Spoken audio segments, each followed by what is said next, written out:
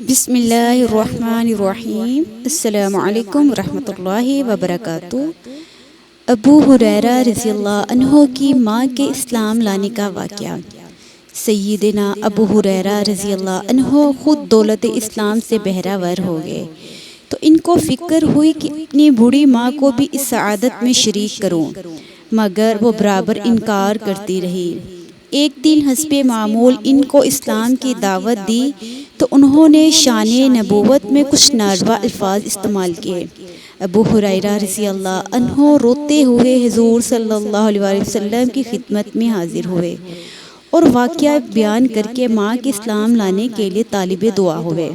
رحمت عالم صلی اللہ علیہ وسلم نے دعا فرمائی، یا اللہ ابو ہریرہ کی ماں کو اسلام کی ہدایت دے۔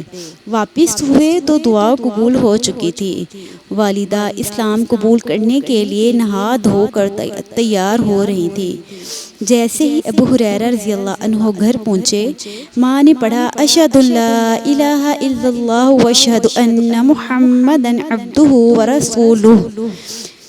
آپ اپنی والدہ سے یہ الفاظ سنتے ہی فوراً الٹے پاؤں فرد مسرت سے روتے ہوئے کاشانہ نبوی صلی اللہ علیہ وسلم پر حاضر ہوئے۔